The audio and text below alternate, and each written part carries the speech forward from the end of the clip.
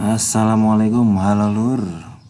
Kali ini channel sebut saja Topan, beda ya. Biasanya membahas motor, tapi ini sedang membahas teori belajar behavioristik dan implikasinya dalam pembelajaran. Nah, ini sebetulnya saya tidak akan menjelaskan ini karena saya bukan ahlinya, namun ini saya hanya sedikit membacakan bagi teman-teman yang malas baca dan khususnya bagi saya sendiri ya, yang merupakan pembelajar auditori. Jadi kalau membaca saja saya tidak bisa, tetapi untuk mendengarkan maka saya lebih masuk. Jadi intinya saya ingin membaca ini sambil sharing ke teman-teman. Mungkin ada teman-teman yang ingin belajar juga dengan cara yang saya miliki. Oke, kita langsung saja. Teori belajar behavioristik dan implikasinya dalam pembelajaran. Ini juga saya pernah mendapatkan di mata kuliah dulu ya. Ini saya bahas dari materi PPPK yang ada di guru pembelajar. Ini dari Muhammad Syamsul Anam dan Wasis D. Dwi Yogo, jurusan Pendidikan Olahraga dan Program Pasca Sarjana Universitas Negeri Malang.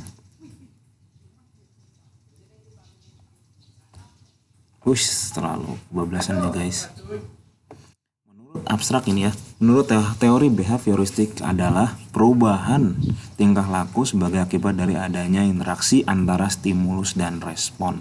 Menurut teori yang terpenting adalah masukan atau input yang berupa stimulus dan keluaran atau output yang berupa respon. Aplikasi teori behavioristik dalam kegiatan pembelajaran tergantung dari beberapa hal seperti tujuan pembelajaran, sifat materi pembelajaran, karakteristik siswanya, media dan fasilitas pembelajaran yang tersedia. Yang nanti kita bahas adalah dengan kata kunci pembelajaran dan behavioristik. Salah satu faktor yang mendasari perlunya praktek pembelajaran di kelas yang masih sangat tradisional adalah faktor psikologis yang ditandai dengan munculnya teori belajar yang dikenal dengan teori behavioristik. Teori behavioristik menjelaskan belajar itu adalah perubahan perilaku yang dapat diamati, diukur, dan dinilai secara konkret. Perubahan terjadi karena melalui rangsangan stimulan yang menimbulkan hubungan perilaku reaktif atau respon berdasarkan hukum-hukum mekanistik. Stimulans tidak lain adalah lingkungan belajar anak. Stimulan itu adalah lingkungan belajar anak, baik yang internal maupun yang eksternal yang menjadi penyebab belajar. Sedangkan respon adalah akibat atau dampak berupa reaksi fisik terhadap stimulan. Tadi stimulan adalah lingkungan belajar dan responnya adalah akibat dari yang ditimbulkan dari stimulan tadi ya. Belajar berarti penguatan ikatan asosiasi sifat dan kecenderungan perilaku antara stimulus dan respon. Teori behavioristik mementingkan faktor lingkungan, menekankan pada faktor bagian, menekankan pada tingkah laku yang nampak dengan menggunakan metode objektif, sifatnya mekanis dan mementingkan masa lalu.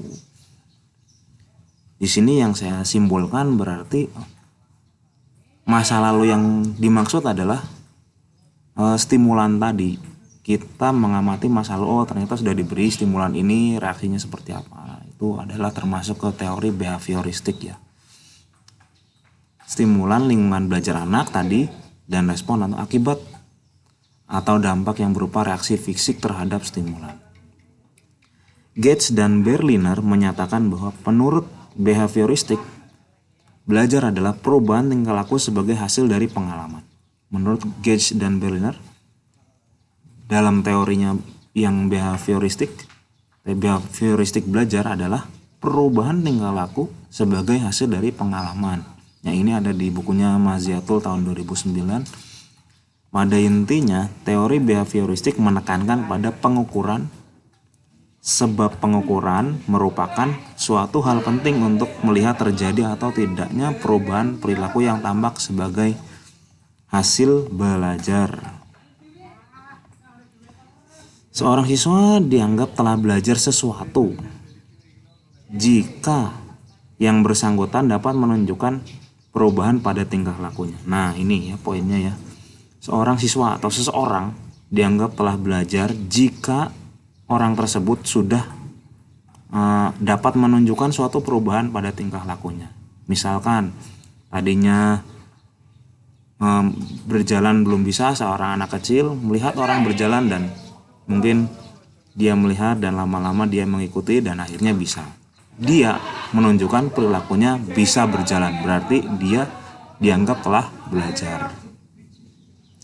Seseorang lagi, anak-anak, misalkan dia belum bisa baca, akhirnya dikenalkan huruf A, B, C, lalu anak tersebut disuruh untuk menyebutkan huruf, maka anak tersebut bisa menunjukkan ini huruf apa, huruf A, ini huruf apa, huruf B. Nah, berarti orang tersebut atau siswa tersebut telah bisa belajar dan menunjukkan buktinya bahwa dia telah belajar.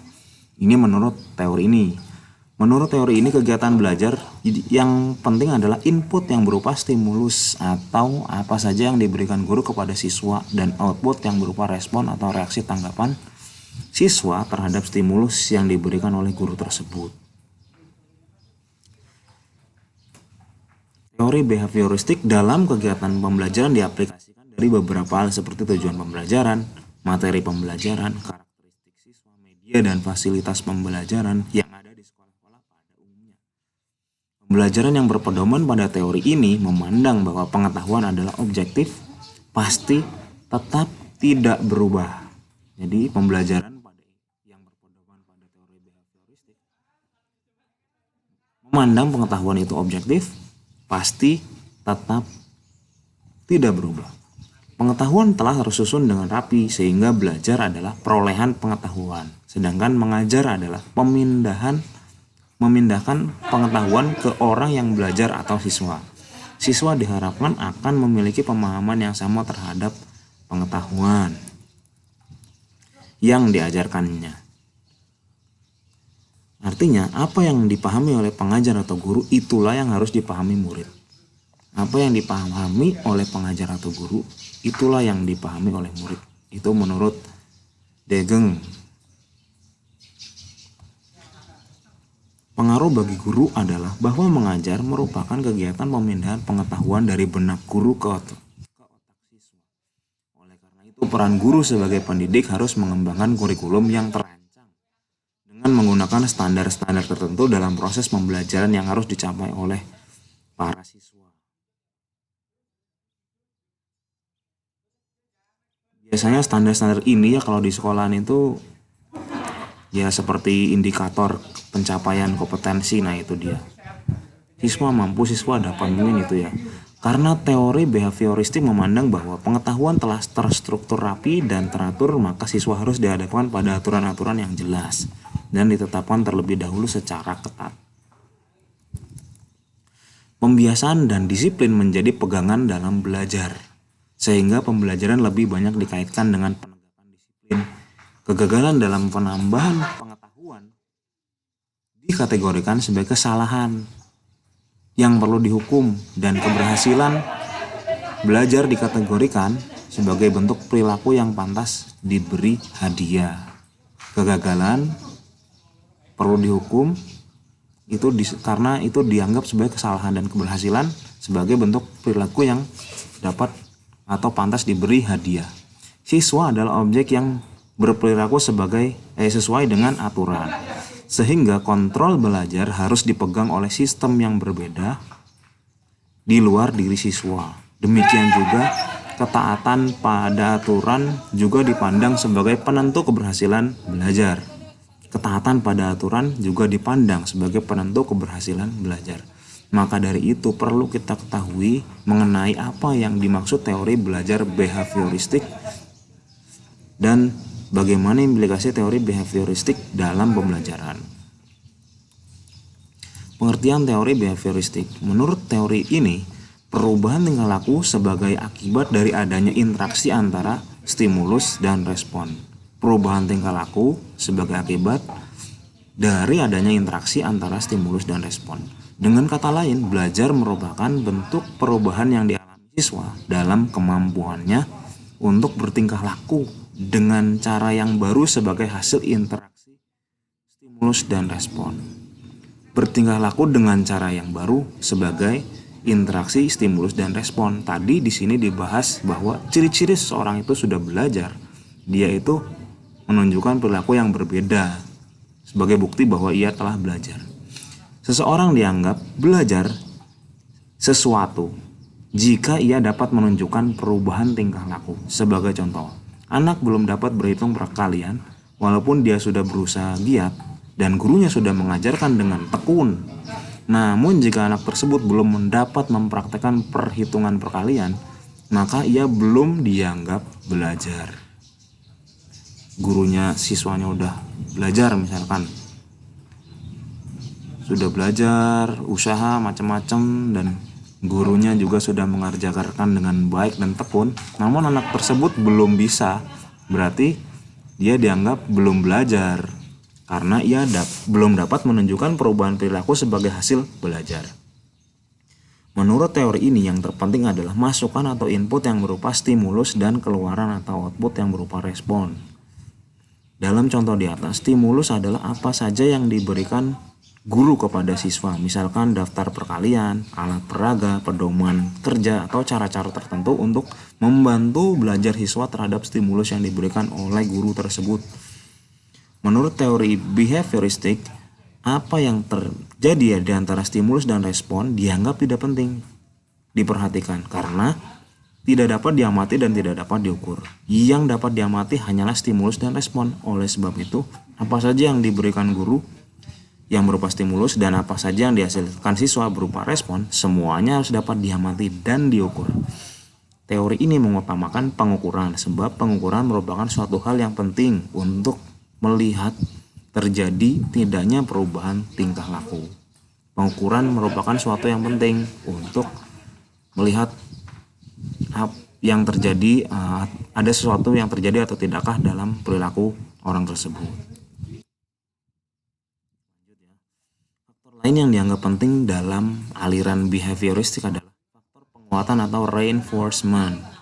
Faktor yang lain tadi, faktor penguatan atau faktor reinforcement. Penguatan adalah apa saja yang dapat memperkuat timbulnya respon bila penguatan ditambahkan, yaitu positive reinforcement, maka respon akan semakin kuat. Begitu juga bila penguatan dikurangi atau negative reinforcement, respon pun akan tetap dikuatkan.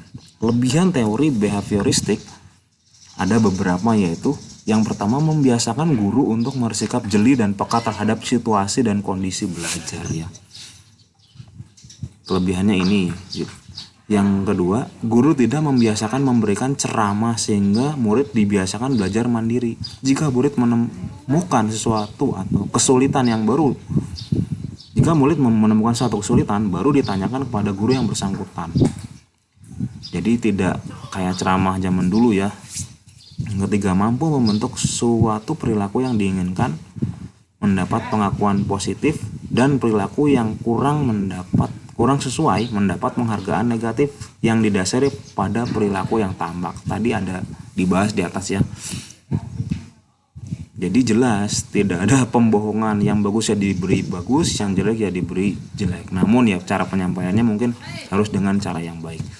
Yang keempat, dengan melalui pengulangan dan pelatihan berkesinambungan dapat mengoptimalkan bakat dan kecerdasan siswa yang sudah terbentuk sebelumnya. Jika anak sudah mahir dalam suatu bidang tertentu, maka akan lebih dapat dikuatkan lagi dengan pembiasaan dan pengulangan yang berkesinambungan dengan lebih optimal tentunya ya.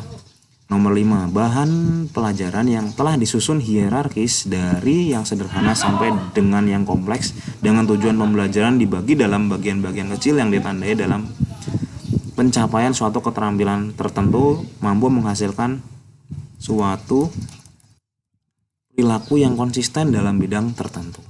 dapat mengganti stimulus yang keenam, dapat mengganti stimulus yang satu dengan stimulus yang lain, dan seterusnya sampai respon yang diinginkan muncul. Jadi apapun stimulus atau perlakuan yang diberikan kepada anak tersebut, yang penting misalkan anak harus bisa ada pelajaran pengalihan, anak itu belum bisa, dan bagaimana caranya anak tersebut bisa, tentunya dengan cara-cara yang relevan ya. Nomor 7. Teori ini cocok untuk memperoleh kemampuan yang membutuhkan praktek dan pembiasaan yang mengandung unsur-unsur kecepatan, spontanitas, dan daya tahan. Teori yang ke-8, kelebihannya, teori ini juga cocok diterapkan untuk anak yang masih membutuhkan dominasi peran orang dewasa, suka mengulangi dan harus dibiasakan, suka meniru dan suka dengan bentuk-bentuk penghargaan langsung ya. Kekurangan teori behavioristik ada beberapa. Yang pertama, sebuah konsekuensi untuk menyusun bahan pelajaran yang harus dalam bentuk yang sudah siap. Jadi sudah fix ya, sudah siap. Kita baru melaksanakan teori ini. Yang kedua, tidak setiap pelajaran dapat menggunakan metode ini. Murid berperan sebagai pendengar dalam proses pembelajaran dan menghafalkan apa yang didengar dan dipandang sebagai cara belajar yang efektif. Yang keempat, penggunaan hukuman yang sangat dihindari oleh para tokoh behavioristik justru dianggap sebagai metode yang efektif untuk menertibkan siswa. Yang kelima, murid dipandang pasif, perlu motivasi dari luar, dan sangat dipengaruhi oleh penguatan yang diberikan oleh guru. Yang keenam, murid hanya dapat mendengarkan dengan tertib penjelasan dari guru dan mendengarkan apa yang didengar dan dipandang sebagai cara belajar yang efektif, sehingga inisiatif siswa terhadap suatu permasalahan yang muncul secara temporer tidak bisa diselesaikan oleh siswa. Ada masalah-masalah baru tidak bisa siswa itu menyelesaikannya. Yang ketujuh, cenderung mengarahkan siswa untuk berpikir linear, konvergen, tidak kreatif, tidak produktif, dan menundukkan siswa sebagai individu yang pasif. Yang kedelapan, pembelajaran siswa yang berpusat pada guru, teacher-centered learning, centered ini ya, bersifat mekanistik dan hanya berorientasi pada hasil yang dapat dicermati dan diukur. 9. Penerapan metode yang salah dalam pembelajaran berakibat terjadinya proses pembelajaran yang tidak menyenangkan bagi siswa, yaitu guru sebagai center, otoriter, komunikasi berlangsung satu arah, guru melatih dan menentukan apa yang harus dipelajari murid. Prinsip selanjutnya ya, prinsip aplikasi teori behavioristik dalam pembelajaran. Teori behaviorisme yang menekankan adanya hubungan antara stimulus dengan respon secara umum dapat dikatakan memiliki arti yang penting bagi siswa untuk meraih keberhasilan belajar. Caranya, guru banyak memberikan stimulus dalam proses pembelajaran. Dengan cara ini, siswa akan merespon dengan positif. Apalagi jika diikuti dengan adanya reward yang berfungsi sebagai reinforcement atau penguatan terhadap respon yang ditunjukkan. Ya, mungkin dan teman-teman guru juga secara tidak sadar pernah melakukan hal seperti ini ya. Ternyata di kuliah juga ini sudah ada dalam pelajaran tertentu, dalam psikologi pendidikan itu ada ya. Namun kita sering melewatkannya mungkin. Oleh karena ini, teori ini berawal dari adanya percobaan sang tokoh behavioristik terhadap binatang, maka dalam konteks pembelajaran ada beberapa prinsip umum yang harus diperhatikan. Menurut Mukinan, beberapa prinsip tersebut adalah: yang pertama, teori ini beranggapan bahwa yang dinamakan belajar adalah perubahan tingkah laku. Seseorang dia katakan telah belajar sesuatu jika yang bersangkutan dapat menunjukkan perubahan tingkah laku. Jika belum, berarti belum belajar guys. Nomor 2, teori ini beranggapan bahwa yang terpenting dalam belajar adalah adanya stimulus dan respon. Sebab inilah yang dapat diamati, sedangkan apa yang terjadi di antaranya dianggap tidak penting karena tidak dapat diamati. Yang ketiga, di faktor reinforcement ya, penguatan, yakni apa saja yang dapat menguatkan timbulnya respon, merupakan faktor yang penting dalam belajar. Respon akan semakin kuat apabila reinforcement baik positif ataupun negatif ditambah. Jadi penguatan itu bisa positif bisa negatif ya. Jika yang menjadi titik tekan dalam proses terjadinya belajar pada diri siswa adalah timbulnya hubungan antara stimulus dan respon, di mana hal ini berkaitan dengan tingkah laku apa yang ditujukan oleh siswa, maka penting kiranya untuk memperhatikan hal-hal yang di bawah ini agar guru dapat mendeteksi atau menyimpulkan bahwa proses pembelajaran itu telah berhasil. Hal yang dimaksud adalah sebagai berikut. Guru hendaknya paham tentang jenis stimulus apa yang tepat. Paham dulu stimulus apa yang tepat untuk diberikan kepada siswa. Yang kedua, guru juga mengerti tentang respon yang akan muncul pada diri siswa. Yang ketiga, untuk mengetahui apakah respon yang ditunjukkan siswa ini benar-benar sesuai dengan apa yang diharapkan, maka guru harus mampu menetapkan bahwa respon itu dapat diamati atau observable, dapat diamati ya. Respon yang B, respon yang ditunjukkan oleh siswa dapat diukur atau measurable. Yang C, respon yang diperlihatkan siswa hendaknya dapat dinyatakan secara eksplisit atau jelas kebermaknaannya atau eksplisit ya. Yang D, agar respon itu dapat senantiasa terus terjadi dan setia dalam ingatan siswa, maka diperlukan sekali adanya semacam reward atau hadiah. Aplikasi teori behavioristik dalam proses pembelajaran untuk memaksimalkan tercapainya tujuan pembelajaran atau siswa menunjukkan tingkah laku atau kompetensi sebagaimana yang telah dirumuskan. Guru perlu menyiapkan dua hal sebagai berikut. Yang pertama, menganalisis kemampuan awal dan karakteristik siswa sebagai subjek yang akan diharapkan mampu memiliki sejumlah kompetensi sebagaimana yang telah ditetapkan dalam standar kompetensi dan kompetensi dasar. Perlu juga kiranya dianalisis kemampuan awal dan karakteristiknya. Hal ini dilakukan mengingat siswa yang belajar di sekolah tidak datang tanpa berbekal apapun sama sekali. Mereka sangat mungkin telah memiliki sejumlah pengetahuan dan keterampilan yang didapat dari luar proses pembelajaran di dalam sekolah. Selain itu, setiap siswa juga memiliki karakteristik sendiri-sendiri dalam hal mengakses dan atau merespon sejumlah materi pembelajaran. Ada beberapa manfaat yang dapat diperoleh guru jika melaksanakan analisis terhadap kemampuan dan karakteristik siswa terlebih dahulu, yaitu akan memperoleh gambaran yang lengkap dan terperinci terhadap atau tentang kemampuan awal para siswa yang berfungsi sebagai prasyarat atau prerequisite bagi bahan baru yang akan disampaikan. Yang B, akan memperoleh gambaran tentang luas dan jenis pengalaman yang telah dimiliki oleh siswa. Dengan berdasarkan pengalaman tersebut, guru dapat memberikan bahan yang lebih relevan dan memberi contoh serta ilustrasi yang tidak asing bagi siswa. Jadi kita mengenali dulu ciri-ciri atau karakteristik siswa sebagai tadi ya, tolak ukur ya. Yang C, akan dapat mengetahui latar belakang sosiokultural para siswa, termasuk latar belakang keluarga, latar belakang sosial, ekonomi, pendidikan, dan lain-lain.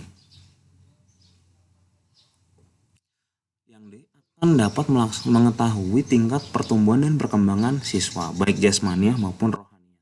Akan dapat mengetahui aspirasi dan kebutuhan para siswa.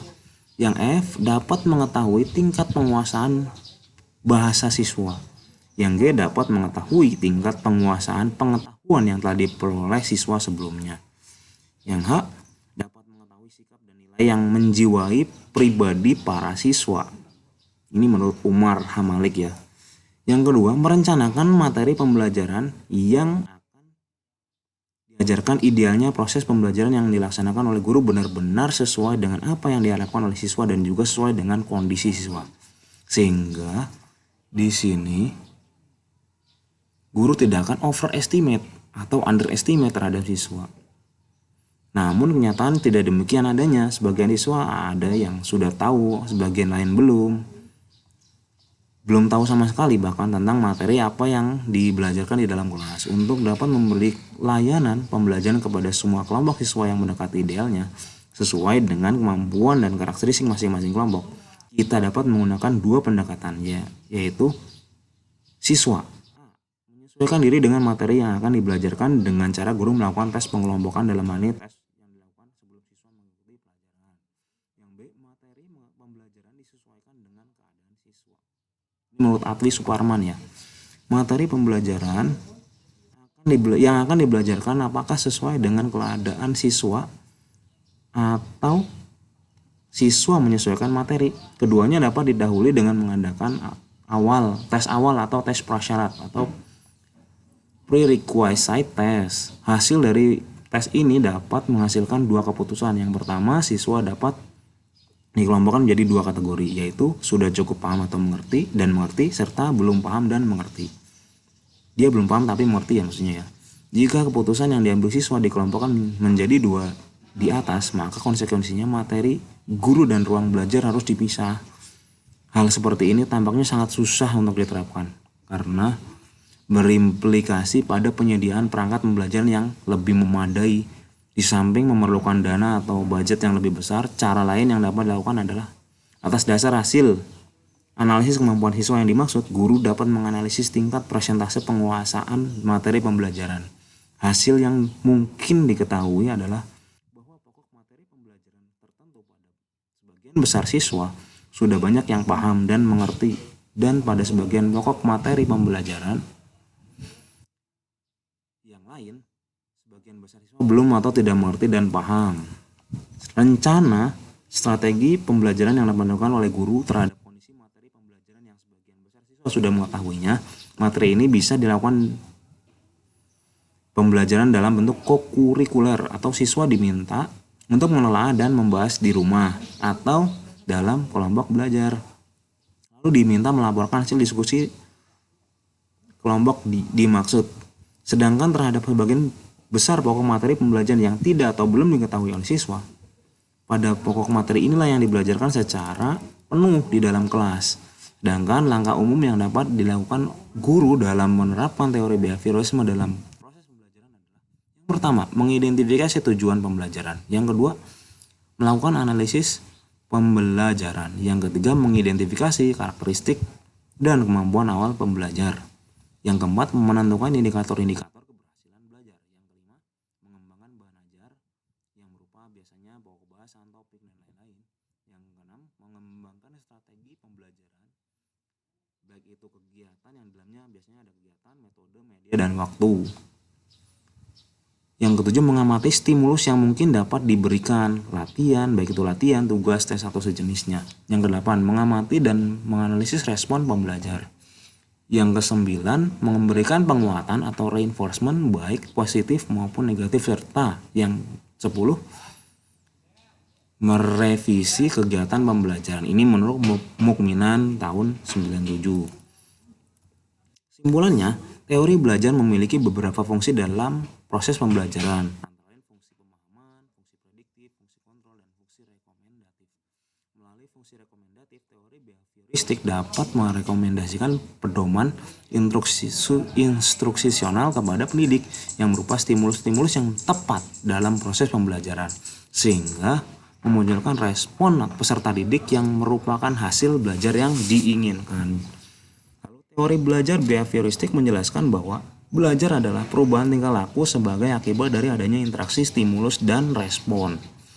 Dari beberapa teori belajar behavioristik yang dikembangkan dapat disimpulkan bahwa untuk memunculkan respon yang diharapkan membutuhkan suatu reinforcement atau penguatan. Aplikasi teori belajar behavioristik sangat cocok untuk perolehan kemampuan yang membutuhkan praktek dan pembiasaan yang mengandung unsur-unsur seperti kecepatan, spontanitas, kelenturan, refleks, daya tahan, dan sebagainya. Sehingga model yang paling cocok adalah drill dan praktis. Contohnya dimanfaatkan pada PAUD TK untuk melatih kebiasaan baik, karena anak-anak sangat mudah meniru perilaku yang ada di lingkungannya dan sangat suka dengan pujian penghargaan. Sedangkan untuk pendidikan menengah dan pendidikan tinggi, teori behavioristik ini banyak digunakan antara lain untuk melatih percakapan bahasa asing, mengetik, menari, menggunakan komputer, berenang, olahraga, dan sebagainya.